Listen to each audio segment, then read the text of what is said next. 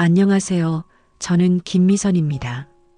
올해 45살이고 부동산 중개업을 하면서 혼자 고등학교 3학년인 딸 수진이를 키우고 있어요. 지난달 어머니가 갑작스럽게 돌아가시면서 서울 북촌에 있는 오래된 한옥 한 채를 상속받게 됐습니다. 솔직히 말씀드리면 어머니와 저는 그리 좋은 관계가 아니었죠. 제가 10년 전 이혼하면서부터는 더욱 서먹해졌어요. 어머니는 제 이혼을 못마땅해 하셨고 저는 어머니의 간섭이 부담스러웠거든요. 그래서 명절 때나 얼굴 보는 사이가 됐었습니다. 그런데 이제 어머니의 집을 정리해야 하는 상황이 된 거예요. 수진이 대학 등록금도 마련해야 하고 솔직히 관리비도 만만치 않을 것 같아서 팔기로 마음먹었죠. 부동산업을 하다 보니 이런 북촌 한옥의 시세는 대충 알고 있었거든요. 제법 괜찮은 돈이 될 것 같았습니다. 그날 수진이와 함께 어머니 집에 처음 갔을 때의 느낌을 아직도 생생하게 기억해요. 대문을 열고 들어서는 순간 오래된 목재 냄새와 함께 묘한 기운이 확 느껴졌거든요. 마치 시간이 멈춘 듯한 고요함이었습니다. 한옥은 생각보다 훨씬 컸죠. 어머니 혼자 살기엔 너무 넓었어요. 사랑채와 안채, 그리고 넓은 마당까지. 수진이가 놀라며 말하더군요. 할머니가 정말 이런 큰 집에서 혼자 살았냐고 말입니다. 저도 같은 생각이었어요. 마당 한가운데 커다란 감나무 한 그루가 우뚝 서 있었습니다. 어릴 때 그 나무에서 감을 따먹던 기억이 어렴풋이 떠올랐죠. 그때는 이 집이 이렇게 넓다고 생각해 본 적이 없었는데 어른이 되어 보니 정말 대단한 집이었어요. 집안을 둘러보니 어머니의 생활 흔적들이 곳곳에 남아 있었습니다. 정갈하게 정리된 방, 깨끗하게 닦인 마루, 장롱 속 가지런히 개어진 옷들. 어머니는 끝까지 혼자서도 이 큰 집을 완벽하게 관리하고 계셨던 거죠. 그런데 이상한 건 어머니 방에서 발견한 일기장이었어요. 최근 몇 년간의 기록이 있었는데 대부분 일상적인 내용이었지만 가끔 이해하기 어려운 글들이 섞여 있었거든요. 오늘도 그 자리를 봤다. 언제까지 이렇게 살아야 하나. 미선이는 알면 안 된다 같은 글들이었습니다. 마당 한쪽에는 어머니가 가꾸시던 작은 텃밭이 있었죠. 한 달 넘게 주인이 없었던 탓에 채소들은 대부분 시들어 버렸지만 얼마나 정성스럽게 가꾸셨는지 알 수 있었어요. 상추, 깻잎, 고추, 토마토까지 온갖 채소가 심어져 있었거든요. 특히 감나무 아래쪽 흙이 다른 곳과 좀 달라 보였습니다. 색깔도 더 진하고 약간 움푹 패인 것 같았어요. 하지만 그때는 어머니가 거기에 퇴비라도 묻으셨나 보다 하고 별로 신경 쓰지 않았죠. 지금 생각해보면 그때부터 뭔가 이상한 징조가 있었던 것 같아요. 저녁 무렵 집을 나서려는데 옆집에서 젊은 남자가 나왔습니다. 20대 중반쯤 되어 보이는 훤칠한 청년이었는데 저를 보더니 정중하게 인사를 건넸어요. 정호라고 자기소개를 하면서 어머니의 조카라고 하더군요. 정호는 할머니가 돌아가셔서 정말 슬프다며 눈을 빨갛게 했죠. 어머니를 할머니라고 부르면서 자주 찾아뵀다고 하더라고요. 그 모습을 보니 제 마음도 무거워졌습니다. 어머니와 저 사이의 거리감이 더욱 선명하게 느껴졌거든요. 정우가 말하길 할머니는 정말 좋은 분이셨다고 혼자 사시면서도 늘 주변 사람들을 챙기셨다고 하더군요. 가끔 반찬도 만들어서 나눠주시고 동네 어르신들하고도 잘 지내셨다고 했어요. 그런 어머니의 모습을 전혀 몰랐던 제 자신이 부끄러웠습니다. 그런데 정우가 한 가지 더 말했는데 할머니가 가끔 마당을 보면서 혼자 중얼거리시는 것을 본 적이 있다고 하더군요. 무슨 말인지는 잘 안 들렸지만 뭔가 걱정스러운 표정을 지으실 때가 많았다고 했어요. 그때는 별 뜻 없는 말로 들렸는데 지금 생각해보니 의미심장했습니다. 차에 타기 전에 마지막으로 한옥을 되돌아봤죠. 저녁 노을이 지면서 기와 지붕이 붉게 물들어 있었어요. 참 아름다운 집이었습니다. 하지만 팔아야 했죠. 현실적으로 관리할 수 없었거든요. 수진이가 조용히 물어봤어요. 엄마 정말 이 집 팔 거냐고. 할머니가 평생 사신 집인데 좀 아쉽지 않냐고 말입니다. 저는 대답 대신 한숨만 내쉬었어요. 저도 복잡한 마음이었거든요. 어머니의 마지막 흔적을 지워버리는 것 같아서 마음이 편하지 않았습니다. 집으로 돌아가는 내내 어머니 생각이 났죠. 저를 낳아주시고 키워주신 분인데 왜 이렇게 서먹하게 지낼 수밖에 없었을까요? 이제는 화해할 기회조차 없어져 버렸어요. 그날 밤은 잠들기가 어려웠습니다.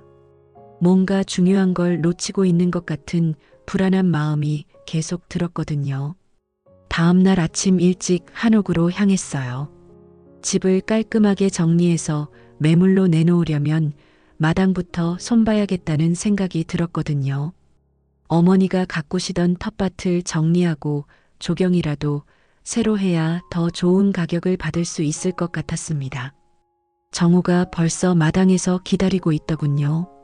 할머니가 쓰시던 농기구들을 창고에서 꺼내왔다면서 삽과 호미를 건넸죠. 그 모습이 정말 고마웠어요. 저 혼자서는 엄두도 못 낼 일이었거든요. 텃밭은 생각보다 넓었습니다.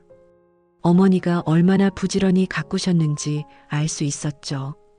고추, 상추, 깻잎, 토마토는 물론이고 쑥갓, 시금치까지 온갖 채소가 심어져 있었거든요.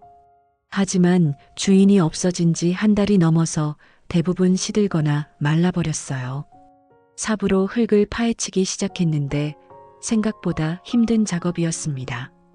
어머니가 몇 년간 가꾸신 텃밭이라 뿌리들이 깊고 단단하게 얽혀 있었거든요. 정우가 도와주면서 말하더군요. 할머니가 정말 부지런하셨다고, 새벽마다 나와서 물도 주시고 정성스럽게 키우셨다고 말이에요. 그런데 감나무 근처를 파다가 삽에 뭔가 딱딱한 게 걸렸어요. 돌인 줄 알고 더 깊이 팠는데 흙을 털어내니 이상한 모양의 하얀 물건이 나왔죠. 처음에는 도자기 조각인가 싶었는데 자세히 보니 그게 아니었습니다. 정우도 신기하다며 다가와서 같이 봤는데 그 순간 둘 다 얼굴이 하얗게 질렸어요. 그건 분명히 뼈였거든요. 그것도 사람 뼈 같아 보이는 건 말입니다. 손이 덜덜 떨리면서 삽이 땅에 떨어졌어요. 혹시나 해서 계속 파보니 더 많은 뼈들이 나왔습니다. 크고 작은 것들이 뒤섞여서 묻혀 있었어요. 이제는 의심할 여지가 없었죠. 명백히 사람의 유골이었습니다. 그것도 성인 남성 것으로 보이는 완전한 골격이었거든요. 뼈와 함께 낡은 천 조각들도 발견됐어요. 옷감 같은 건데 그렇게 오래된 것 같지는 않았습니다. 몇십 년 정도 된 것 같았죠. 갑자기 무서운 생각이 들었어요. 혹시 어머니가 뭔가 숨기고 계셨던 건 아닐까요? 정우의 얼굴도 새파랗게 변해 있었습니다. 저를 보더니 조심스럽게 물어봤죠. 이거 경찰에 신고해야 하는 거 아니냐고 말이에요. 저도 그런 생각이었지만 머리가 복잡했어요. 신고하면 이 집은 어떻게 되는 걸까요? 매매는 물 건너갈 게 뻔했습니다. 그런데 더 이상한 건 뼈와 함께 나온 작은 금속 조각이었어요. 녹이 슬어서 정확히 뭔지 알기 어려웠지만 목걸이나 시계 같은 장신구의 일부인 것 같았죠. 누군가의 유품일 가능성이 높았습니다. 정우가 그 금속 조각을 자세히 보더니 뭔가 떠오르는 게 있는 듯 했어요. 하지만 확실하지 않다며 말을 흐렸습니다. 저는 급히 뼈들을 다시 흙으로 덮었어요. 일단 생각할 시간이 필요했거든요. 이 일을 어떻게 처리해야 할지 머리가 돌지 않았죠. 경찰에 신고하자니 집은 팔 수 없을 것 같고 그렇다고 모른 척할 수도 없었어요. 더군다나 이게 어머니와 관련이 있다면 더 큰 문제가 될 수도 있었습니다. 정우가 조심스럽게 말했어요. 할머니한테 들은 얘기가 있다고 하더군요. 이 집에 옛날에 무슨 일이 있었다는 소문이 있다고 말이에요. 하지만 자세한 건 모른다고 했습니다. 그 말을 듣고 나니 더욱 불안해졌어요. 정우는 저를 걱정스럽게 바라보며 물어봤습니다. 정말 괜찮냐고, 혹시 경찰에 신고하지 않아도 되냐고 말이에요. 저는 일단 며칠 더 생각해 보자고 했어요. 성급하게 행동하면 안 될 것 같았거든요. 그런데 집으로 돌아가면서 계속 그 뼈 생각만 났죠. 누구 것일까요? 언제부터 거기 있었던 걸까요? 그리고 어머니는 이 사실을 알고 계셨던 걸까요? 어머니 일기장에 있던 이상한 글들이 자꾸 떠올랐습니다. 수진이가 제 표정이 이상하다며 물어봤어요. 무슨 일 있었냐고 말이에요. 하지만 뭐라고 대답해야 할지 몰라서 그냥 피곤하다고만 했죠. 아직은 수진이한테 말할 수 없었거든요. 그날 밤 잠이 오질 않았어요. 눈을 감으면 흙 속에서 드러난 하얀 뼈들이 자꾸 떠올랐습니다. 그리고 어머니가 혼자 그 집에서 평생을 사셨다는 생각이 들니 소름이 돋았죠. 정말 아무것도 모르고 계셨던 걸까요? 아니면 알고 있으면서도 침묵하고 계셨던 걸까요? 다음 날 아침 일찍 정우에게서 전화가 왔어요. 할머니 친구인 박순자 할머니가 저를 만나고 싶어 한다고 하더군요. 뭔가 중요한 얘기가 있다고 하신대요. 저는 혹시 어제 발견한 뼈와 관련된 얘기일까봐 가슴이 두근거렸습니다. 박순자 할머니는 어머니와 40년 넘게 친구로 지낸 분이라고 했죠. 이 동네에서 가장 오래 사신 분 중 한 명이고 어머니의 비밀을 알고 있을 가능성이 높았어요. 저는 서둘러 한옥으로 향했습니다. 박순자 할머니는 이른이 넘어 보이시는 작은 체구의 분이셨어요. 하지만 눈빛만큼은 또렷하고 예리했습니다. 저를 보시더니 어머니를 많이 닮았다며 반가워하셨어요. 하지만 동시에 걱정스러운 표정도 지으셨습니다. 할머니가 말씀하시길 제가 어머니 집을 정리한다는 소식을 들었다고 하더군요. 그리고 마당을 건드렸는지 조심스럽게 물어보셨어요. 저는 순간 당황했습니다. 혹시 박순자 할머니도 마당에 묻힌 것에 대해 알고 계시는 건 아닐까요? 박순자 할머니는 한참을 망설이시더니 말씀을 시작하셨어요. 어머니가 이 집에 온 게 1980년이었다고 하시더군요. 그때 어머니는 갓 결혼한 새댁이었는데 남편과 함께 이사 왔다고 했습니다. 저는 그때까지 어머니의 젊은 시절 이야기를 거의 들어본 적이 없었거든요. 그런데 이상한 건 어머니 남편에 대한 이야기였어요. 박순자 할머니 말씀으로는 제 아버지가 아닌 다른 남자였다고 하시더군요. 어머니가 첫 번째로 결혼한 남편 말입니다. 저는 깜짝 놀랐어요. 어머니가 재혼을 하신 거였다고요. 박순자 할머니는 계속 말씀하셨습니다. 그 첫 번째 남편이 이름이 김태진이었다고 하시더군요. 성실하고 착한 사람이었는데 어느 날 갑자기 사라져버렸다고 했어요. 1985년 겨울이었다고 하시더라고요. 할머니 말씀으로는 김태진이 사라진 후 어머니가 이상해지기 시작했다고 하시더군요. 밤마다 마당을 서성이고 혼자 중얼거리는 일이 많아졌다고 했습니다. 그리고 얼마 후 어머니는 다른 남자와 재혼했는데 그분이 바로 제 아버지였던 거예요. 저는 머리가 어지러웠습니다. 어머니가 그런 과거를 숨기고 계셨다니요. 그리고 그 김태진이라는 첫 번째 남편은 어디로 간 걸까요? 혹시 어제 마당에서 발견한 뼈가 그분의 것은 아닐까요? 박순자 할머니는 더 충격적인 얘기를 해주셨어요. 김태진이 사라지기 전날 밤 이상한 소리가 났다고 하시더군요. 마당에서 삽질하는 소리와 함께 누군가 울부짖는 소리가 들렸다고 했습니다. 하지만 다음날 물어봐도 어머니는 아무것도 모른다고 했다더군요. 그리고 그 이후로 어머니는 마당 관리를 남들이 하지 못하게 했다고 하시더라고요. 텃밭도 혼자서만 가꾸시고 특히 감나무 근처는 절대 건드리지 말라고 했다는 겁니다. 이제 모든 게 연결되기 시작했어요. 박순자 할머니는 조심스럽게 물어보셨습니다.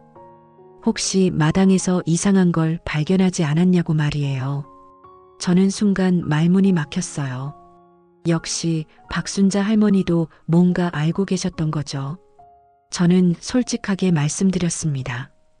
어제 뼈를 발견했다고요. 박순자 할머니는 깊은 한숨을 내쉬시더니 역시 그럴 줄 알았다고 하셨어요. 40년 동안 마음에 걸렸던 일이라고 하시더군요. 박순자 할머니가 말씀하시길 어머니가 김태진을 죽였을 거라고는 생각지 않는다고 하셨어요. 하지만 분명히 뭔가 알고 계셨을 거라고 했습니다. 그렇지 않고서야 그렇게 오랫동안 비밀을 지킬 이유가 없다는 거죠. 그런데 더 놀라운 건 박순자 할머니가 들려주신 마지막 이야기였어요. 어머니가 돌아가시기 전 마지막으로 만났을 때 이런 말씀을 하셨다고 하더군요. 미선이가 집을 정리하게 되면 모든 걸 알게 될 거라고 그때 미선이를 도와달라고 부탁하셨다는 겁니다. 박순자 할머니는 저에게 말씀하셨어요.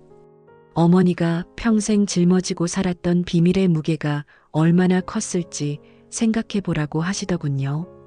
그리고 이제 그 짐을 제가 어떻게 처리할지 신중하게 결정해야 한다고 했습니다. 저는 집으로 돌아가는 길에 계속 생각했어요. 어머니가 정말 김태진의 죽음과 관련이 있으실까요? 아니면 단순히 알고만 계셨던 걸까요? 어떤 경우든 이제 진실을 밝혀내야 할 것 같았습니다. 그날 밤 어머니 일기장을 다시 꼼꼼히 읽어봤어요. 박순자 할머니가 해주신 이야기를 듣고 나니 어머니의 글들이 다르게 읽혔습니다. 특히 오늘도 그 자리를 봤다는 표현이 계속 나오는데 이제 그 자리가 어디인지 알 것 같았어요. 감나무 아래 김태진이 묻힌 자리를 말하는 것 같았습니다. 어머니는 평생 그 자리를 바라보며 사셨던 거죠. 얼마나 힘드셨을까요? 그 비밀을 혼자 간직하고 살아가셨다니 마음이 아팠어요. 다음 날 아침 다시 한옥으로 갔습니다.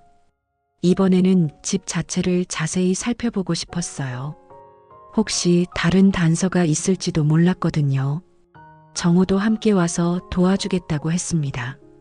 한옥을 다시 보니 이상한 점들이 눈에 들어왔어요. 사랑채 쪽 마루가 다른 곳보다 조금 높았습니다. 마치 아래쪽에 뭔가 숨겨놓은 것처럼 보였어요. 그리고 안채로 가는 복도 한쪽 벽에 미세한 균열이 있었습니다. 정우와 함께 마루 아래를 살펴봤는데 정말 작은 공간이 있었어요. 거기서 낡은 상자 하나를 발견했습니다. 상자를 꺼내서 열어보니 오래된 편지들과 사진이 들어 있었어요. 사진들은 어머니의 젊은 시절 모습이었습니다. 그리고 옆에 서 있는 남자가 있었는데 박순자 할머니가 말씀하신 김태진인 것 같았어요. 둘이 참 행복해 보였습니다. 어머니가 그렇게 환하게 웃는 모습은 처음 봤어요. 편지들은 김태진이 어머니에게 쓴 것들이었습니다. 사랑한다는 말과 함께 앞으로의 계획에 대한 이야기가 적혀 있었어요. 집도 크게 수리하고 아이도 낳아서 행복하게 살자는 내용이었죠. 읽으면서 마음이 아팠습니다. 그런데 마지막 편지가 좀 이상했어요. 김태진이 누군가와 트러블이 있었던 것 같았습니다. 돈 문제로 어려운 사람들과 연루됐다고 써 있었거든요. 걱정하지 말라고 했지만 위험할 수도 있다는 내용도 있었어요. 정우가 그 편지를 보더니 뭔가 기억나는 게 있는 듯 했습니다. 할머니한테 들은 얘기가 있다고 하더군요. 김태진이 사업을 하다가 잘못된 사람들과 엮였다는 소문이 있었다고 했어요. 그 당시 이 동네에 조폭들이 활동하고 있었다고 합니다. 김태진이 그들에게 돈을 빌렸다가 갚지 못해서 위험한 상황에 처했을 수도 있다는 거죠. 그렇다면 김태진이 죽게 된 이유를 알 수 있을 것 같았어요. 저는 어머니 방을 더 자세히 뒤져봤습니다. 장롱 뒤편에서 또 다른 일기장을 발견했어요. 이건 1985년에 쓰인 것이었습니다. 김태진이 사라진 바로 그해 말이에요. 일기를 읽어보니 어머니의 절망감이 고스란히 느껴졌습니다.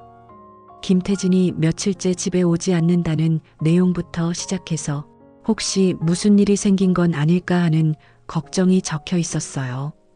그런데 12월 15일자 일기가 특히 충격적이었습니다. 김태진이 집에 돌아왔는데 심하게 다친 상태였다고 써 있었어요. 그리고 무서운 사람들이 쫓아오고 있다고 했다는 내용도 있었습니다. 12월 16일자 일기는 더욱 끔찍했어요. 밤중에 정말로 무서운 사람들이 집에 찾아왔다고 했습니다.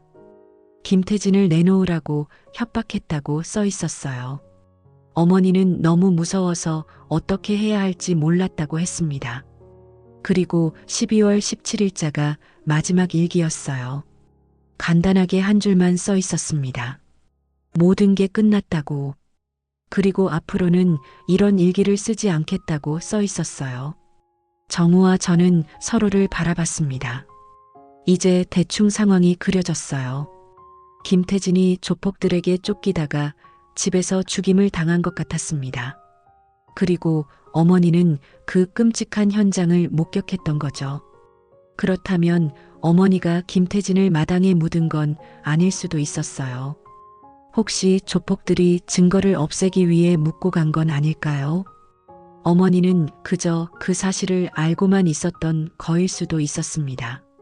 하지만 여전히 의문은 남았어요. 왜 어머니는 경찰에 신고하지 않으셨을까요? 왜 40년 동안이나 그 비밀을 혼자 간직하고 계셨던 걸까요? 분명 더 복잡한 사정이 있었을 것 같았습니다. 그날 저녁 정우가 중요한 소식을 가져왔어요. 동네에서 가장 오래 사신 김철수 할아버지를 만났다고 하더군요. 그분이 1985년 그 사건에 대해 기억하고 있다는 겁니다. 저는 바로 김철수 할아버지를 만나 뵙고 싶었어요. 김철수 할아버지는 80이 넘으신 분이셨는데 기억력이 놀라울 정도로 정확했습니다. 저를 보시더니 어머니와 정말 닮았다며 반가워하셨어요. 그리고 그때 일에 대해 자세히 말씀해 주셨습니다. 할아버지 말씀으로는 1985년 12월 그 사건이 일어나기 전부터 이상한 징조가 있었다고 하시더군요. 김태진 집 주변에 수상한 사람들이 서성거리는 걸 여러 번 목격했다고 했습니다. 검은 정장을 입고 선글라스를 낀 사람들이었다더군요. 특히 사건이 일어난 12월 17일 밤의 기억이 생생하다고 하셨어요. 밤 11시쯤 큰 소리가 났다고 했습니다. 누군가 싸우는 소리와 여자가 비명 지르는 소리가 들렸다더군요. 그 여자가 바로 어머니였던 것 같다고 하시더라고요. 김철수 할아버지는 그때 무서워서 경찰에 신고할까 생각했다고 하셨어요. 하지만 다음 날 아침 김태진 집 앞에 또 그 무서운 사람들이 서 있는 걸 보고 포기했다고 했습니다. 자칫하면 자신도 위험해질 수 있었거든요. 더 충격적인 건 그 이후의 이야기였어요. 며칠 후 그 무서운 사람들 중 한 명이 김철수 할아버지를 찾아왔다고 하시더군요. 그리고 이런 말을 했다고 합니다. 이 동네에서 일어난 일에 대해서는 입을 다물고 살라고 말이에요. 할아버지는 그때의 공포를 아직도 생생하게 기억하고 계셨어요. 그 사람의 눈빛이 정말 무서웠다고 하시더군요. 그래서 40년 동안 누구한테도 이 얘기를 하지 않고 살아왔다고 했습니다. 하지만 이제 나이도 많고 그 사람들도 다 죽었거나 감옥에 갔을 거라고 생각해서 말씀해 주신다고 하셨어요. 그리고 어머니가 얼마나 힘들었을지 생각하면 마음이 아프다고 하시더군요. 김철수 할아버지가 또 다른 중요한 정보를 알려주셨어요. 그 조폭들의 보스가 박만수라는 사람이었다고 하시더군요. 이 동네 일대를 장악하고 있던 유명한 조폭이었다고 했습니다. 지금은 감옥에서 죽었다고 들었다더군요. 박만수는 특히 고리대금업을 했는데 돈을 못 갚는 사람들을 가차없이 처리하기로 유명했다고 하셨어요. 김태진도 그에게 돈을 빌렸다가 갚지 못해서 죽임을 당한 것 같다고 했습니다. 할아버지는 또 이런 얘기도 해주셨어요.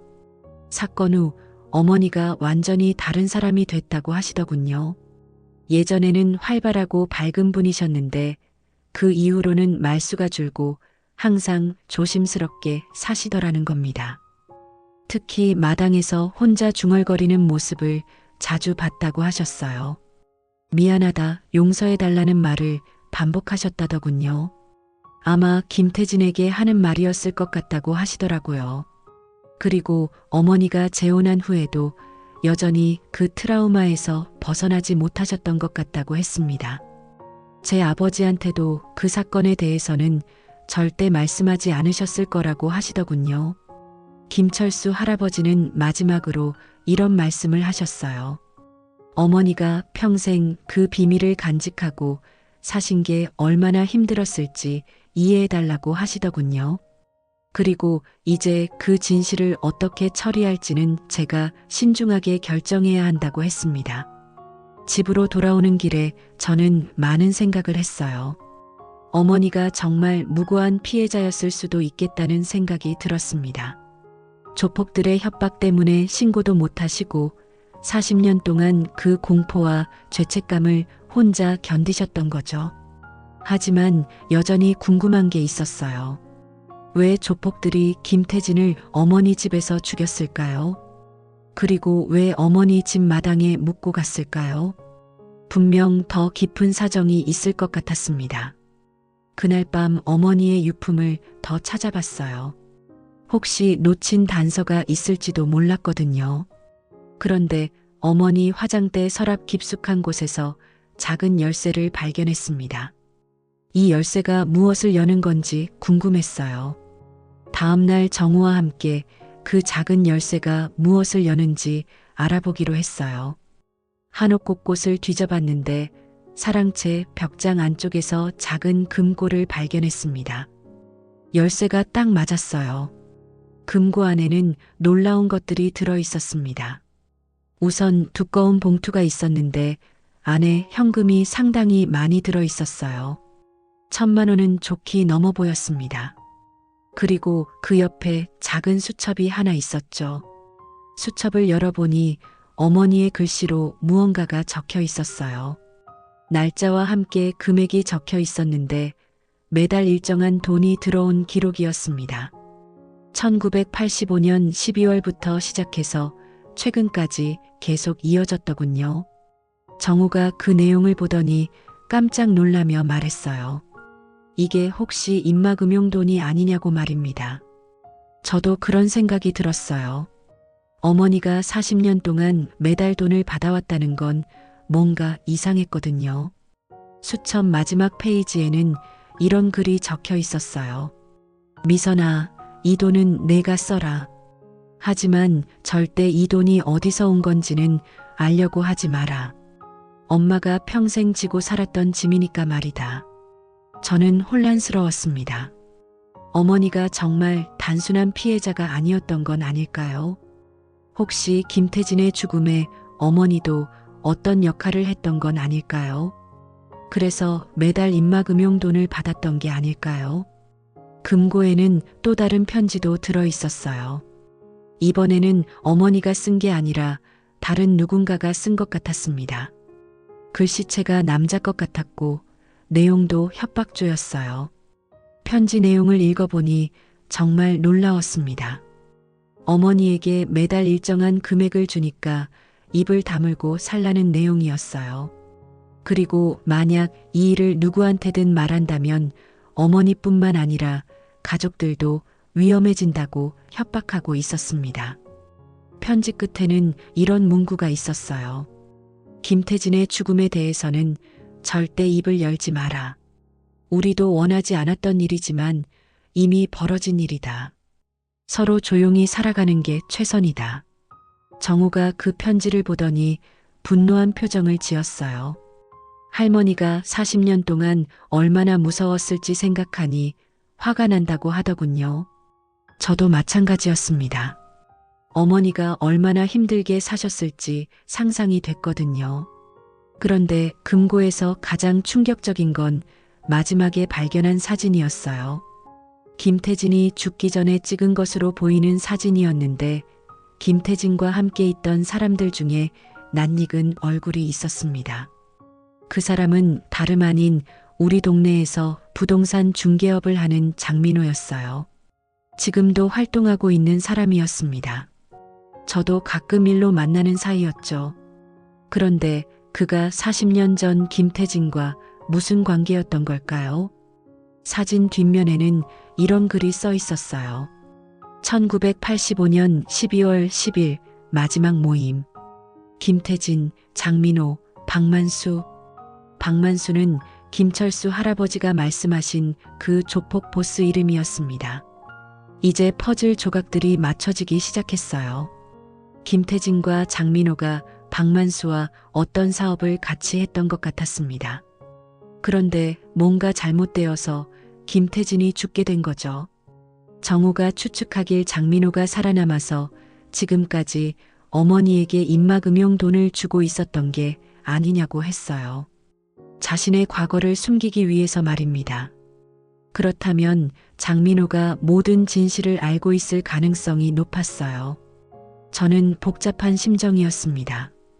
이제 어떻게 해야 할까요? 장민호를 찾아가서 진실을 물어봐야 할까요? 아니면 경찰에 신고해야 할까요? 하지만 증거가 충분한지도 의문이었어요. 그날 밤 수진이가 물어봤습니다. 엄마 요즘 왜 그렇게 심각하냐고 말이에요. 할머니 집 정리하는 게 그렇게 힘드냐고 했어요. 저는 대답할 수가 없었습니다. 이런 끔찍한 진실을 수진이한테 어떻게 말할 수 있겠어요. 하지만 이제 결정해야 할 때가 온 것 같았어요. 어머니가 40년 동안 숨겨오신 진실을 어떻게 처리할지 말입니다. 정의를 위해 모든 걸 밝혀낼지 아니면 어머니의 뜻을 존중해서 조용히 묻어둘지 고민이 됐어요. 그 이후로 며칠 동안 정상적인 생활을 할 수가 없었어요. 부동산 사무실에 앉아 있어도 자꾸 김태진과 어머니 생각만 났습니다. 고객들과 상담을 하면서도 집중이 안 됐어요. 특히 장민호를 마주쳤을 때는 어떻게 대해야 할지 몰라서 당황스러웠습니다. 장민호는 평소와 다름없이 저에게 인사를 건넸어요. 최근에 괜찮은 매물이 나왔다면서 관심 있으면 연락하라고도 했습니다. 하지만 저는 그의 얼굴을 똑바로 볼 수가 없었어요. 40년 전 그 끔찍한 사건의 당사자일 수도 있는 사람이니까요. 집에서도 마찬가지였습니다. 수진이와 저녁을 먹으면서도 자꾸 딴 생각을 했어요. 수진이가 대학교 얘기를 해도 제대로 듣지 못했습니다. 머릿속은 온통 마당에 묻힌 김태진의 뼈와 어머니가 받았던 입막음용 돈 생각뿐이었어요. 수진이가 걱정스러운 표정으로 물어봤습니다. 엄마 정말 괜찮냐고. 할머니 돌아가신 후로 너무 이상해졌다고 말이에요. 저는 괜찮다고 대답했지만 목소리에 힘이 없었어요. 어떻게 괜찮을 수가 있겠습니까? 밤에 잠을 자려고 해도 계속 깨어났어요. 꿈에서도 김태진이 나타나서 도움을 요청했습니다. 진실을 밝혀달라고, 자신의 억울함을 풀어달라고 하더군요. 그럴 때마다 식은땀을 흘리며 깨어났어요. 정우에게서도 연락이 자주 왔습니다. 저의 상태를 걱정하는 것 같았어요. 할머니 일로 너무 스트레스 받지 말라고 했습니다. 하지만 정우도 저만큼이나 이 일에 대해 신경 쓰고 있는 게 보였어요. 며칠 후 박순자 할머니가 저를 찾아오셨어요. 제 얼굴을 보시더니 많이 힘들어 보인다고 하시더군요. 어머니 일로 너무 고민하지 말라고, 이미 지나간 일이라고 위로해 주셨습니다. 하지만 박순자 할머니도 뭔가 더 말씀하고 싶어 하시는 것 같았어요. 한참을 망설이시더니 이런 말씀을 하셨습니다. 혹시 어머니가 남겨두신 다른 물건은 없냐고 말이에요. 특별히 보관하고 계셨던 게 있을 거라고 하시더군요. 저는 금고에서 발견한 것들에 대해 말씀드렸어요. 박순자 할머니는 역시 그럴 줄 알았다는 표정을 지으셨습니다. 그리고 어머니가 평생 그 돈 때문에 얼마나 괴로워하셨는지 아느냐고 물어보셨어요. 박순자 할머니 말씀으로는 어머니가 그 돈을 쓰는 걸 한 번도 본 적이 없다고 하시더군요. 생활비는 따로 벌어서 쓰셨고 그 돈은 절대 건드리지 않으셨다고 했습니다. 어쩔 수 없이 받긴 했지만 양심상 쓸 수는 없었던 거죠. 어머니가 가끔 박순자 할머니에게 이런 말씀을 하셨다고 해요. 자신이 죽으면 그 더러운 돈을 어떻게 처리해야 할지 모르겠다고 말입니다. 미선이한테 물려주기에는 너무 무거운 짐이라고 하셨다더군요. 박순자 할머니는 제게 조언해 주셨어요. 어머니가 원했던 건 진실이 밝혀지는 것보다는 가족들이 평안하게 사는 거였을 거라고 하시더군요. 그러니 너무 무리하지 말라고 했습니다. 하지만 저는 여전히 갈등했어요. 김태진이 억울하게 죽었는데 그냥 묻어둬도 되는 걸까요? 장민호가 지금도 떵떵거리며 살고 있는데 정의롭지 못한 것 같았습니다. 그날 밤 어머니 집에 혼자 가봤어요. 마당에서 김태진이 묻힌 자리를 바라보면서 생각에 잠겼습니다. 어머니가 40년 동안 매일 이 자리를 바라보며 어떤 심정이셨을까요? 갑자기 이상한 소리가 들렸어요. 마치 누군가 흙을 파는 소리 같았습니다. 깜짝 놀라서 둘러봤는데 아무도 없었어요. 혹시 제가 너무 예민해져서 환청을 듣는 건 아닐까 싶었습니다. 하지만 그 소리는 계속 들렸어요. 그리고 감나무 근처에서 뭔가 움직이는 그림자도 본 것 같았습니다. 무서워서 서둘러 집을 나왔어요. 혹시 정말로 김태진의 영혼이 나타난 건 아닐까 하는 생각이 들었거든요. 다음 날 저녁집에서 수진이와 저녁을 먹고 있는데 초인종이 울렸어요. 누구인지 궁금해서 나가보니 낯선 남자가 서 있었습니다. 50대 중반쯤 되어 보이는 단정한 차림의 남자였는데 저를 보더니 정중하게 인사를 건넸어요. 그 남자는 자신을 김정수라고 소개했습니다. 그리고 김태진의 동생이라고 하더군요.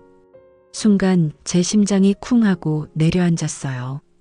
김태진에게 동생이 있었다니, 그리고 그 동생이 저를 찾아온 거였다니요. 김정수는 최근에 형의 죽음에 대한 단서를 찾았다고 말했습니다. 40년 동안 형이 어떻게 됐는지 궁금해했는데 우연히 이 동네 사람들을 통해 정보를 얻었다고 하더군요. 그리고 어머니 집에 뭔가 있을 거라고 확신한다고 했어요. 저는 어떻게 대답해야 할지 몰라서 당황했습니다. 김정수가 말하는 걸 보니 김태진이 마당에 묻혀 있다는 사실은 아직 모르는 것 같았어요. 하지만 뭔가 의심하고 있는 건 분명했습니다. 김정수는 계속 말했어요. 형이 사라지기 전에 마지막으로 연락했을 때 무서운 일에 휘말렸다고 했다면서요. 그리고 혹시 뭔가 생기면 형수에게 도움을 요청하라고 했다고 하더군요. 그 형수가 바로 어머니였던 거죠. 그런데 김정수가 이상한 말을 했어요. 최근에 누군가 자신에게 연락해서 김태진에 대한 정보가 있다고 했다는 겁니다. 만나서 얘기하자고 했는데 그 사람이 바로 장민호였다고 하더군요. 제가 깜짝 놀라서 물어봤어요. 장민호가 직접 연락했느냐고 말입니다. 김정수는 그렇다고 대답했어요. 그런데 막상 만나기로 한 날에 장민호가 나타나지 않았다고 하더군요. 그래서 더욱 수상하게 생각하고 있었다고 했습니다. 김정수는 저에게 부탁했어요. 혹시 어머니가 형에 대한 얘기를 하신 적이 있느냐고 물었습니다. 아니면 형의 유품이나 편지 같은 게 남아있지 않느냐고 했어요. 40년 동안 기다렸으니 이제는 진실을 알고 싶다고 하더군요. 저는 정말 곤란했어요. 김정수에게 진실을 말해야 할지 말아야 할지 판단이 서지 않았습니다. 김태진이 마당에 묻혀 있다는 사실을 알면 김정수는 어떤 반응을 보일까요? 경찰에 신고할 게 뻔했어요. 하지만 김정수의 간절한 눈빛을 보니 마음이 아팠습니다. 40년 동안 형을 기다린 동생의 마음이 어땠을까요? 최소한 형이 어떻게 됐는지는 알 권리가 있는 것 같았어요. 결국 저는 김정수에게 어머니 집으로 같이 가자고 제안했습니다. 그리고 제가 아는 모든 걸 말해주겠다고 했어요. 더 이상 숨길 수는 없을 것 같았거든요. 어머니 집에 도착해서 김정수에게 차근차근 설명해줬어요. 마당에서 뼈를 발견한 것부터 시작해서 박순자 할머니와 김철수 할아버지가 들려준 이야기까지 모든 걸 말했습니다. 김정수는 충격받은 표정으로 듣고 있었어요. 특히 김태진이 조폭들에게 쫓기다가 죽었다는 얘기를 들었을 때 김정수의 얼굴이 일그러졌습니다. 주먹을 꽉 쥐면서 분노를 참고 있는 것 같았어요. 그리고 눈물을 흘리기 시작했습니다. 김정수가 말하길 형이 사업 때문에 어려움을 겪고 있다는 건 알고 있었다고 했어요. 하지만 목숨을 잃을 정도로 위험한 상황인지는 몰랐다고 하더군요. 만약 알았다면 어떻게든 도왔을 텐데 너무 후회된다고 했습니다. 그리고 김정수는 결정적인 정보를 알려줬어요. 장민호가 자신에게 연락했을 때 한 말이 있다고 했습니다. 김태진의 죽음에 대해 알고 있지만 위험할 수 있으니 조심스럽게 만나야 한다고 했다는 거예요. 이제 확실해졌습니다. 장민호가 모든 진실을 알고 있었던 거예요. 그리고 김정수가 나타나자 불안해하기 시작한 것 같았습니다. 어쩌면 장민호가 입막음용 돈을 주던 것도 들킬까봐 걱정해서였을지도 모르겠어요. 김정수는 저에게 말했습니다. 이제 장민호를 직접 만나서 진실을 확인하자고 했어요. 그리고 필요하다면 경찰에도 신고하자고 했습니다. 더 이상 이런 불의를 방치할 수는 없다고 하더군요. 다음 날 김정수와 함께 장민호의 부동산 사무실로 향했어요. 가는 길에 김정수가 말하길 혹시 장민호가 부인하거나 도망갈 수도 있으니 조심해야 한다고 했습니다. 저도 긴장이 됐어요. 장민호의 사무실에 들어서니 장민호가 평소와 다름없이 반겼습니다. 하지만 김정수를 보더니 표정이 살짝 굳어지는 게 보였어요. 아마 예상하고 있었던 것 같았습니다. 김정수가 직접적으로 물어봤어요. 40년 전 형인 김태진에게 무슨 일이 있었는지 알고 있느냐고 말입니다. 장민호는 잠시 당황하는 듯 했지만 곧 태어난 척 했어요. 너무 오래된 일이라 기억이 잘 나지 않는다고 했습니다. 하지만 김정수는 포기하지 않았어요. 박만수와 함께 찍은 사진도 있다면서 증거를 제시했습니다. 그러자 장민호의 얼굴이 완전히 변했어요. 더 이상 모른 척할 수 없게 된 거죠. 장민호는 한참을 침묵하더니 입을 열었습니다. 그때 일은 자신도 원하지 않았던 일이라고 했어요. 김태진과 함께 박만수에게서 사업 자금을 빌렸는데 사업이 망하면서 돈을 갚을 수 없게 됐다고 하더군요. 박만수가 돈을 갚으라고 압박하자 김태진이 더 시간을 달라고 했다고 해요. 하지만 박만수는 이미 참을성이 한계에 달해 있었다고 했습니다. 그래서 김태진을 협박하기 시작했다고 하더군요. 장민호는 그날 밤 일어난 일에 대해 설명했어요. 박만수와 부하들이 김태진 집에 찾아가서 돈을 내놓으라고 협박했다고 했습니다. 하지만 김태진이 정말로 돈이 없다고 하자 박만수가 화를 냈다고 해요. 그리고 신랑이 과정에서 김태진이 넘어져서 머리를 다쳤다고 했습니다. 박만수도 처음에는 죽일 생각이 없었는데 상황이 그렇게 된 거라고 하더군요. 하지만 이미 늦었어요. 김태진은 그 자리에서 숨을 거뒀다고 했습니다. 장민호가 말하길 박만수가 당황해서 어떻게 처리할지 모르겠다고 했다고 해요. 그때 장민호가 김태진 집 마당에 묻자고 제안했다고 했습니다. 다른 곳에 버리면 발각될 위험이 있으니까 말이에요. 그리고 김태진의 부인인 어머니에게는 입을 다물라고 협박했다고 했어요. 만약 신고하면 어머니도 위험해질 수 있다고 말했다고 합니다. 어머니는 너무 무서워서 아무 말도 못하셨던 거죠. 하지만 장민호는 양심의 가책을 느꼈다고 했어요. 그래서 박만수가 죽은 후에 어머니에게 매달 돈을 보냈다고 했습니다. 물론 근본적인 해결책은 아니었지만 최소한의 양심이었다고 하더군요. 김정수가 분노해서 소리쳤어요. 그게 양심이냐고, 40년 동안 형수를 협박해놓고 무슨 양심이냐고 말입니다. 장민호는 아무 말도 하지 못했어요. 변명의 여지가 없었거든요. 그런데 장민호가 갑자기 위협적인 말을 했습니다. 이 일을 경찰에 신고한다고 해도 증거가 없다고 했어요. 박만수도 이미 죽었고 목격자도 없다고 했습니다. 오히려 자신들이 명예훼손으로 고소당할 수도 있다고 하더군요. 김정수가 화를 내며 일어섰어요. 하지만 장민호는 태연했습니다. 그리고 이런 말까지 했어요. 김태진의 뼈를 파내봤자 40년이 지난 지금 무엇을 증명할 수 있겠느냐고 말입니다. 오히려 골치 아픈 일만 생길 거라고 했어요. 저는 장민호의 뻔뻔함에 화가 났습니다. 사람이 죽었는데 어떻게 그렇게 냉정할 수 있을까요? 하지만 한편으로는 장민호 말에도 일리가 있다는 생각이 들었어요. 정말로 지금 와서 신고해봤자 달라질 게 있을까요? 장민호는 마지막으로 이런 말을 했어요.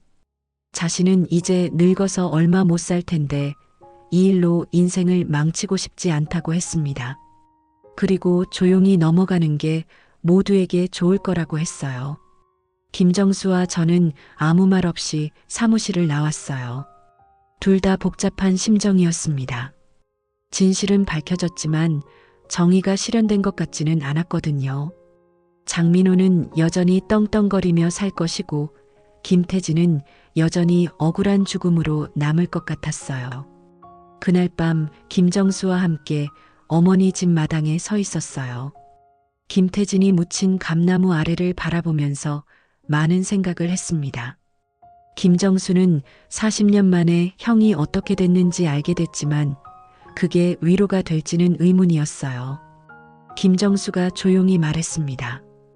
형을 제대로 된 곳에 묻어주고 싶다고 했어요. 40년 동안 이 차가운 땅 속에 있었으니 이제는 따뜻한 곳에서 편히 쉬게 해주고 싶다고 하더군요. 저도 그 마음을 이해했어요. 하지만 김태진을 파내는 순간 모든 게 공개될 거였습니다. 경찰 조사도 받아야 하고 언론에도 알려질 수 있었어요. 어머니가 그렇게 숨기려고 했던 비밀이 세상에 드러나는 거죠. 그런데 이상한 일이 일어났어요. 감나무 아래 흙이 어제와 다르게 보였습니다. 누군가 밤중에 파헤친 것 같았어요. 김정수와 저는 깜짝 놀라서 자세히 살펴봤습니다. 정말로 누군가 이 자리를 건드린 것 같았어요. 흙이 새로 뒤집어져 있었고 발자국도 남아 있었습니다. 혹시 장민호가 증거를 없애려고 밤중에 온 건 아닐까요? 김정수가 급하게 삽을 가져와서 파기 시작했어요. 저도 도왔습니다. 만약 김태진의 뼈가 사라졌다면 이제 정말로 아무것도 증명할 수 없게 되는 거였어요. 다행히 뼈들은 그대로 있었습니다. 하지만 주변이 많이 어수선해져 있었어요. 누군가 뼈들을 꺼냈다가 다시 묻은 것 같았습니다. 그리고 뼈와 함께 있던 금속 조각이 사라져 있었어요. 김정수가 분노했습니다. 분명히 장민호가 증거를 없애러 온 거라고 했어요. 이제 정말로 아무것도 증명할 방법이 없어졌다고 하더군요. 저도 화가 났지만 어쩔 도리가 없었어요. 하지만 그때 정우가 나타났습니다. 밤늦게 이상한 소리가 나서 나와봤다고 하더군요. 그리고 놀라운 말을 했어요. 어젯밤 장민호가 여기 온 걸 봤다고 했습니다. 정우 말로는 장민호가 밤 12시쯤 혼자 와서 1시간 정도 마당에서 뭔가를 했다고 해요. 삽으로 땅을 파는 소리가 들렸다고 했습니다. 그리고 뭔가를 가지고 가는 것 같다고 하더군요. 더 중요한 건 정우가 그 모습을 휴대폰으로 몰래 촬영했다는 것이었어요. 어두워서 잘 안 보이긴 하지만 분명히 장민호가 마당을 파헤치는 모습이 찍혀 있었습니다. 이제 증거가 생긴 거였어요. 김정수가 기뻐하며 말했습니다. 이걸로 장민호를 압박할 수 있을 거라고 했어요. 비록 직접적인 증거는 아니지만 장민호가 뭔가 숨기려 했다는 건 확실하다고 했습니다. 다음 날 아침 김정수와 저는 다시 장민호를 찾아갔어요. 이번에는 정우도 함께였습니다. 장민호는 저희를 보더니 당황하는 기색을 보였어요. 어젯밤 일이 들킬까봐 걱정하고 있는 것 같았습니다. 김정수가 정우의 휴대폰 영상을 보여주자 장민호의 얼굴이 창백해졌어요. 더 이상 부인할 수 없게 된 거죠. 김정수가 말했습니다. 이제 선택하라고. 스스로 자수할 것인지 아니면 우리가 경찰에 신고할 것인지 말이에요. 장민호는 한참을 고민하더니 결국 포기했어요. 40년 동안 숨겨왔던 죄책감과 김정수의 압박을 더 이상 견딜 수 없었던 것 같았습니다. 그리고 놀라운 제안을 했어요.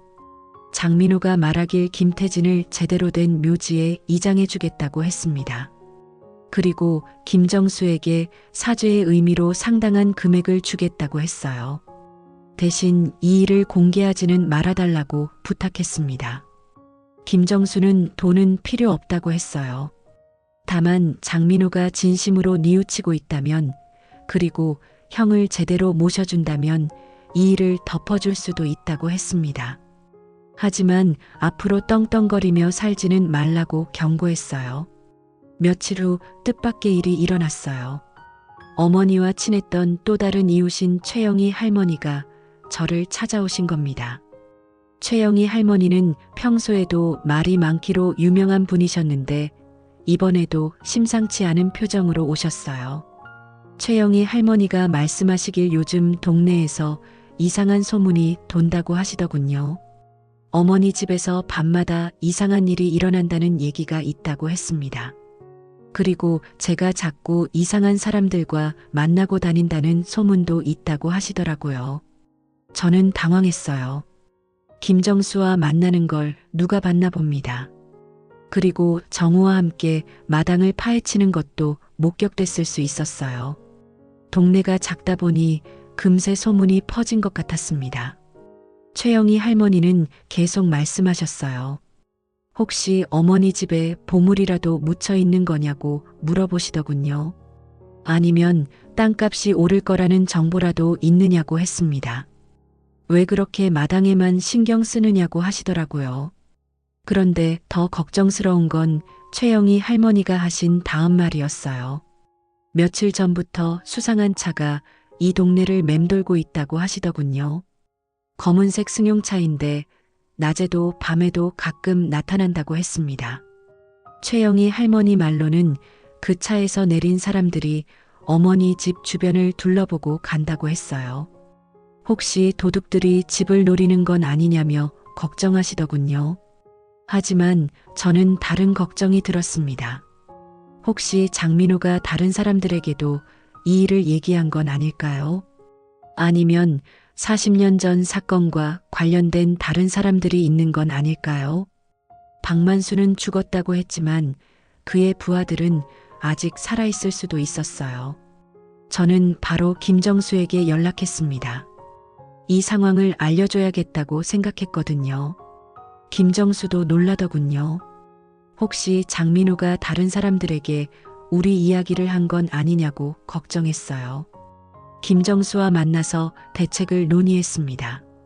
일단 정우에게도 조심하라고 당부해야겠다고 했어요. 그리고 당분간은 어머니 집에 혼자 가지 말라고 했습니다. 무슨 일이 일어날지 모르니까요. 그런데 그날 저녁 정말로 이상한 일이 일어났어요. 집에 있는데 누군가 문을 두드리는 소리가 났습니다. 하지만 초인종은 누르지 않고 직접 문을 두드리더군요. 수진이가 무서워했어요. 저는 조심스럽게 문을 열어봤는데 아무도 없었어요. 하지만 바닥에 편지 봉투 하나가 떨어져 있었습니다. 제 이름이 써 있는 봉투였어요. 누군가 편지를 놓고 간 것 같았습니다. 편지를 열어보니 익명의 협박장이었어요. 내용은 간단했습니다. 더 이상 과거 일을 파헤치지 말라는 거였어요. 그리고 계속하면 가족들이 위험할 수 있다고 위협했습니다. 편지 마지막에는 이런 문구가 있었어요. 40년 전에도 입을 다물지 않는 사람들을 처리했다. 지금도 마찬가지다. 조용히 살고 싶으면 손을 떼라. 읽고 나니 온몸에 소름이 돋았어요. 수진이가 편지 내용을 물어봤지만 보여줄 수 없었어요. 얼마나 무서워할지 뻔했거든요. 대신 최근에 어머니 집 일로 복잡한 일이 있어서 그렇다고만 했습니다. 그날 밤 잠이 오지 않았어요. 정말로 40년 전 사건과 관련된 사람들이 아직 활동하고 있는 건 아닐까요? 박만수는 죽었다고 했지만 그의 조직원들 중 일부는 살아있을 수도 있었어요. 다음 날 아침 김정수에게 편지를 보여줬어요. 김정수도 심각한 표정을 지었습니다. 이제 정말로 위험해진 것 같다고 했어요. 어쩌면 우리가 너무 성급하게 행동한 게 아닐까 싶었습니다. 김정수는 당분간 조용히 있자고 제안했어요. 상황이 진정될 때까지 기다리자고 했습니다. 하지만 저는 불안했어요. 이런 식으로 협박당하면서 살 수는 없었거든요. 며칠이 지나도 상황은 나아지지 않았어요. 오히려 더 심해졌습니다. 어머니 집 주변에 수상한 사람들이 계속 나타났고 저를 따라다니는 것 같은 느낌도 들었어요. 부동산 사무실에 있을 때도 누군가 밖에서 지켜보는 것 같았습니다. 박순자 할머니가 걱정되어 찾아오셨어요. 동네에 이상한 소문이 많다면서 제게 조심하라고 당부하셨습니다. 그리고 어머니가 그렇게 비밀을 지키려고 했던 이유를 이제 알 것 같다고 하시더군요. 박순자 할머니가 말씀하시길 40년 전에도 이런 일이 있었다고 하시더라고요. 김태진 사건 후에 동네 사람들이 수군거리기 시작하자 무서운 사람들이 나타나서 입을 다물라고 협박했다고 했습니다. 그때 몇몇 분들이 실제로 위협을 받았다고 하시더군요. 밤중에 집 앞에 이상한 사람들이 나타나고 협박 전화도 왔다고 했어요. 그래서 모두들 무서워서 이 일에 대해서는 아무 말도 하지 않게 됐다고 했습니다. 박순자 할머니는 저에게 진지하게 말씀하셨어요. 이제라도 손을 떼는 게 좋을 것 같다고 하시더군요. 어머니가 40년 동안 그 무거운 짐을 혼자 짊어지신 이유가 바로 이것 때문이라고 했습니다. 하지만 저는 쉽게 포기할 수 없었어요. 이미 김정수를 만났고 진실도 어느 정도 밝혀졌는데 이제 와서 그냥 덮어둘 수는 없었습니다.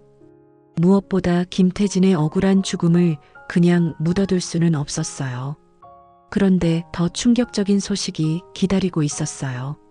정호에게서 연락이 왔는데 장민호가 갑자기 사무실을 정리하고 어디론가 떠날 준비를 하고 있다는 거였습니다. 아마 도망가려는 것 같다고 하더군요. 저와 김정수는 급히 장민호를 찾아갔어요.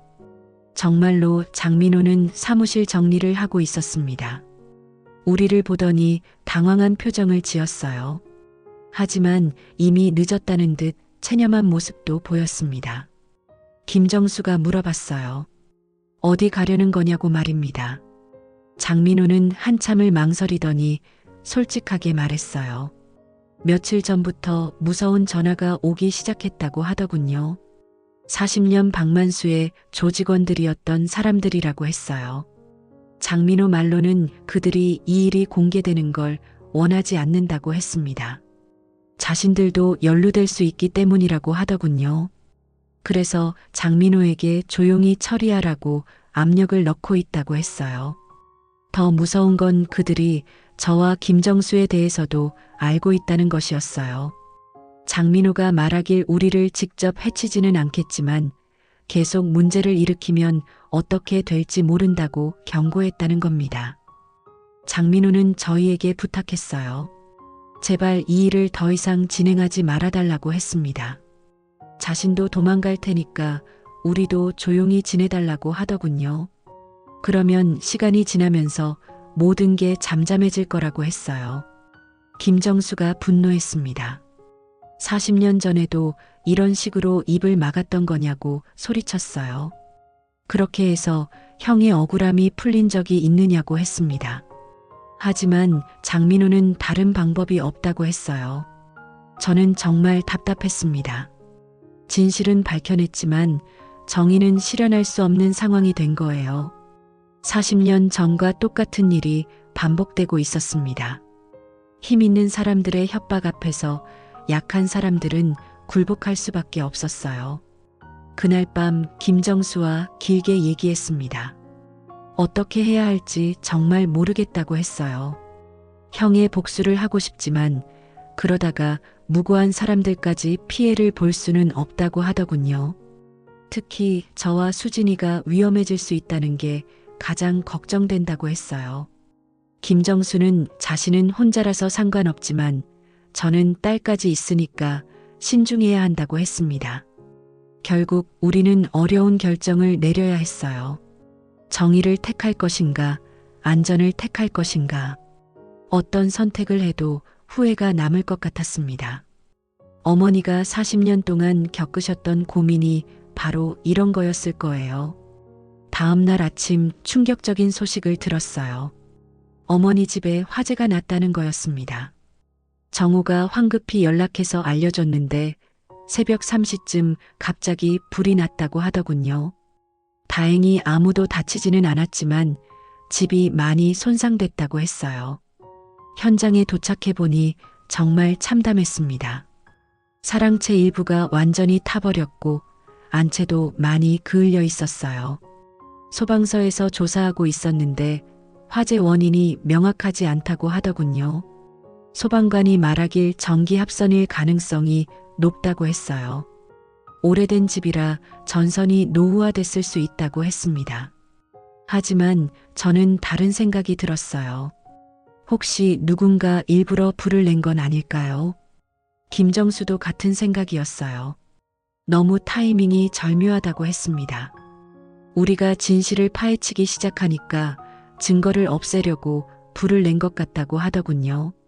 특히 마당 쪽이 많이 손상된 게 의심스러웠어요. 김태진이 묻힌 감나무 근처까지 불이 번져서 나무도 일부 타버렸습니다. 이제 정말로 모든 증거가 사라져버린 것 같았어요. 정호가 안타까워하며 말했습니다. 할머니가 평생 지키셨던 집이 이렇게 됐다니 너무 슬프다고 했어요. 그리고 혹시 자신이 사진을 찍은 게 화근이 된 건 아닐까 하며 자책했습니다. 저는 정호를 위로했어요. 정호 잘못이 아니라고, 오히려 정호 덕분에 진실을 밝힐 수 있었다고 했습니다. 하지만 마음 한편으로는 정말 막막했어요. 이제 어떻게 해야 할까요? 화재 조사가 끝난 후 집안을 둘러봤어요. 어머니의 유품들이 많이 타버렸습니다. 그 소중한 일기장들도 김태진과의 사진들도 모두 제가 되어버렸어요. 40년간의 비밀이 연기와 함께 사라진 거였습니다. 하지만 이상하게도 마음이 조금 편해지는 것 같았어요. 어쩌면 이게 어머니가 원했던 결말일지도 모르겠다는 생각이 들었거든요. 모든 증거가 사라져서 이제 진실을 캐려고 해도 캘 수 없게 된 거니까요. 김정수도 비슷한 생각인 것 같았어요. 형을 위해서 뭔가 해주고 싶었지만 이제는 정말로 방법이 없다고 했습니다. 어쩌면 이게 운명인지도 모르겠다고 하더군요. 며칠 후 놀라운 소식을 들었어요. 장민호가 교통사고로 세상을 떠났다는 거였습니다. 도망가던 중에 고속도로에서 사고가 났다고 하더군요. 혼자 타고 있던 차가 가드레일을 들이받았다고 했어요. 경찰 조사 결과 단순 사고로 결론 났다고 했습니다. 하지만 저는 의심스러웠어요. 너무 많은 우연이 겹치는 것 같았거든요. 혹시 누군가 장민호를 제거한 건 아닐까요? 이제 40년 전 사건의 당사자들이 모두 사라졌어요. 김태진도, 박만수도, 어머니도, 그리고 장민호까지. 진실을 알고 있던 사람들이 모두 없어진 거였습니다. 김정수와 마지막으로 만났을 때 이런 얘기를 했어요. 어쩌면 우리가 건드려서는 안 될 일을 건드린 건지도 모르겠다고 말입니다. 40년이나 묻혀있던 비밀에는 그만한 이유가 있었던 것 같다고 했어요. 김정수도 동의했습니다. 형을 위해서 뭔가 해주고 싶었지만 이제는 포기하는 게 맞는 것 같다고 했어요. 더 이상 누구도 다치게 하고 싶지 않다고 하더군요. 우리는 서로에게 약속했어요. 이 일에 대해서는 다시는 언급하지 않기로 했습니다. 김태진은 마음속으로만 기억하고 진실은 우리 가슴에만 묻어두기로 했어요. 그날 밤 집에서 수진이가 물어봤습니다. 할머니 집 불난 것 때문에 많이 속상하냐고 말이에요. 저는 그렇다고 대답했어요. 하지만 속상함보다는 묘한 해방감이 들었습니다. 이제 정말로 모든 게 끝난 것 같았거든요. 화재 후 며칠이 지나서 집을 정리하러 갔을 때 놀라운 것을 발견했어요. 안채 장롱 뒤쪽에서 불에 타지 않은 작은 상자가 하나 나왔습니다. 어머니가 특별히 숨겨놓으신 것 같았어요. 상자를 열어보니 편지 한 통이 들어 있었습니다. 봉투에는 제 이름이 써 있었어요. 어머니가 저에게 남기신 마지막 편지였던 거죠. 손이 떨리면서 편지를 꺼냈습니다. 편지 내용은 충격적이었어요. 어머니가 40년 동안 숨겨오신 진실이 모두 적혀 있었습니다. 김태진의 죽음에 대한 자세한 경위와 함께 어머니 자신의 역할도 솔직하게 고백하고 계셨어요. 어머니가 쓰신 내용에 따르면 김태진이 죽던 날 정말로 조폭들이 집에 찾아왔다고 했어요. 하지만 김태진을 죽인 건 박만수나 그 부하들이 아니었다고 했습니다. 김태진은 어머니 손에 의해 죽었다고 써 있었어요. 편지에는 그날 밤의 상황이 자세히 묘사되어 있었습니다. 조폭들이 김태진을 협박하며 때리고 있을 때 어머니가 부엌칼을 들고 말렸다고 했어요. 하지만 김태진이 어머니를 밀치면서 그만 칼에 찔려 죽었다고 했습니다. 어머니는 김태진을 죽일 의도는 전혀 없었다고 하셨어요.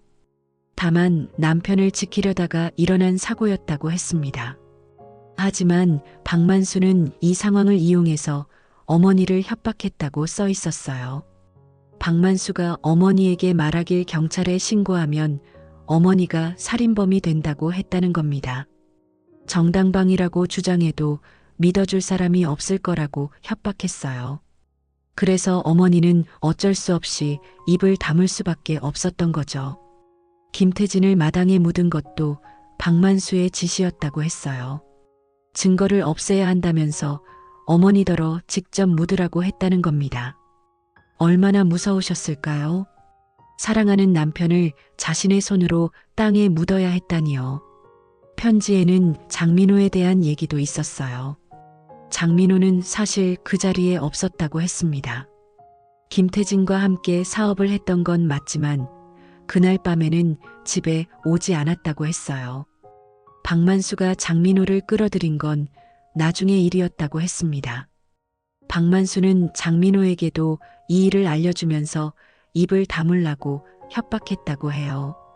그리고 어머니에게 매달 주는 돈도 사실은 장민호가 내는 게 아니라 박만수 조직에서 주는 거였다고 했습니다. 어머니는 편지에서 저에게 용서를 구하고 계셨어요. 진실을 숨기고 살아서 미안하다고, 하지만 다른 방법이 없었다고 하시더군요. 만약 진실이 밝혀지면 저와 제 아버지까지 위험해질 수 있어서 말할 수 없었다고 했어요. 특히 제가 어른이 된 후에도 이 비밀을 말씀하지 않으신 이유는 제가 부동산업을 하고 있어서였다고 했습니다. 이런 일에 연루되면 제 사업에도 타격이 올 것을 걱정하셨던 거예요. 편지 마지막에는 이런 내용이 있었어요. 만약 언젠가 이 비밀이 밝혀지게 된다면 김태진에게 미안하다고 전해달라고 하셨습니다. 그리고 제가 이 짐을 짊어질 필요는 없다고 조용히 묻어두라고 당부하셨어요. 편지를 다 읽고 나니 눈물이 나왔습니다. 어머니가 얼마나 힘들게 사셨는지 이제야 알 것 같았어요. 40년 동안 그 무거운 죄책감을 혼자 견뎌내셨던 거였습니다. 그리고 동시에 모든 퍼즐이 맞춰졌어요. 왜 장민호가 그렇게 이상하게 행동했는지, 왜 박순자 할머니나 김철수 할아버지가 애매하게 말씀하셨는지 이제 이해가 됐습니다. 저는 편지를 다시 상자에 넣고 깊은 한숨을 내쉬었어요. 이제 정말로 모든 진실을 알게 됐지만 이 진실을 어떻게 해야 할지 막막했습니다. 어머니의 당부대로 조용히 묻어둘 것인지 아니면 김정수에게라도 알려줄 것인지 고민이 됐어요. 일주일 동안 고민에 고민을 거듭했습니다. 어머니의 편지를 읽고 나니 모든 상황이 달라 보였어요. 김태진의 죽음은 계획된 살인이 아니라 안타까운 사고였던 거죠. 하지만 그 사고 때문에 어머니는 평생을 고통 속에서 사셨던 겁니다. 김정수에게 연락할까 하다가도 망설여졌어요. 진실을 알려주는 게 정말 그에게 도움이 될까요? 형이 실수로 죽었다는 걸 알면 더 속상해할지도 모르겠다는 생각이 들었습니다. 결국 저는 박순자 할머니를 찾아뵙기로 했어요. 어머니와 가장 가까웠던 분이니까 어떻게 해야 할지 조언을 구하고 싶었거든요. 할머니께 편지 내용을 모두 말씀드렸습니다. 박순자 할머니는 편지 얘기를 듣고 나서 한참을 우셨어요. 그리고 말씀하시길 사실 어느 정도 짐작하고 있었다고 하시더군요. 어머니가 너무 괴로워하시는 모습을 보면서 단순한 목격자는 아닐 거라고 생각했다고 했습니다. 할머니가 조언해 주셨어요. 어머니가 그렇게 숨기려고 했던 비밀을 굳이 세상에 알릴 필요는 없을 것 같다고 하시더군요. 특히 김정수에게는 더욱 조심스럽다고 했습니다. 진실을 알면 어머니를 원망할지도 모르니까요. 저도 할머니 말씀에 동의했어요.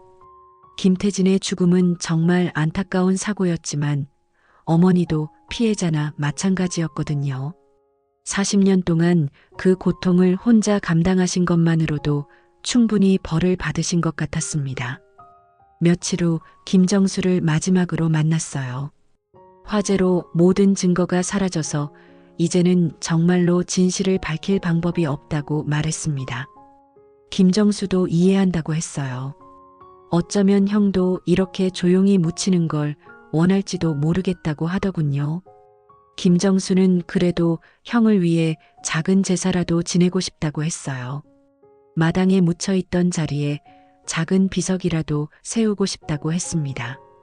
저는 그 제안에 동의했어요. 김태진도 그 정도는 받을 자격이 있다고 생각했거든요. 화재로 손상된 집을 정리하면서 많은 생각을 했습니다. 어머니가 평생을 이 집에서 사시면서 매일 김태진이 묻힌 자리를 바라보셨을 거예요. 얼마나 괴로우셨을까요? 정우가 도와주면서 말했어요. 할머니가 왜 그렇게 텃밭 관리를 남들한테 맡기지 않으셨는지 이제 알 것 같다고 하더군요. 혼자서 그 비밀을 지키려고 하셨던 거라고 했습니다. 집 정리를 다 마치고 나니 마음이 조금 편해졌어요. 어머니의 편지는 태워서 없애버렸습니다. 이제 그 비밀을 아는 건 저뿐이었어요. 그리고 저는 그 비밀을 평생 간직하기로 마음먹었습니다. 수진이가 대학에 합격했다는 소식을 들었어요. 어머니가 남겨주신 돈 덕분에 등록금 걱정은 없어졌습니다. 그 돈이 어디서 온 건지는 이제 아무도 모를 거예요. 어머니가 원하시던 대로 말이죠. 몇 달 후 그 자리에 작은 공원이 조성됐어요. 김정수가 사비를 들여서 만든 거였습니다. 김태진을 위한 작은 추모 공간이었죠. 표면적으로는 동네 주민들을 위한 쉼터였지만 사실은 김태진의 무덤이나 마찬가지였어요. 공원 한쪽에 작은 벤치를 놓았는데 거기 앉아서 가끔 김태진을 생각해 봅니다. 그리고 어머니도 떠올려 봐요. 두 분 모두 안타까운 운명이었지만 이제는 편히 쉬실 수 있을 거라고 생각합니다. 지금도 가끔 그 공원을 지나가면서 생각해요. 진실이 항상 밝혀져야 하는 걸까요? 때로는 묻어두는 것도 또 다른 형태의 사랑이 아닐까요? 어머니가 40년 동안 지키신 침묵도 어쩌면 가족을 지키기 위한 선택이었을지도 모르겠습니다. 이제 저는 그 무거운 비밀을 혼자 간직하고 살아가야 합니다. 어머니처럼 평생을 그 짐을 지고 살아야 하는 거죠. 하지만 후회하지는 않아요. 이것이 어머니가 원하셨던 결말이니까요. 그리고 때로는 진실보다 평안이 더 소중할 때도 있으니까 말입니다.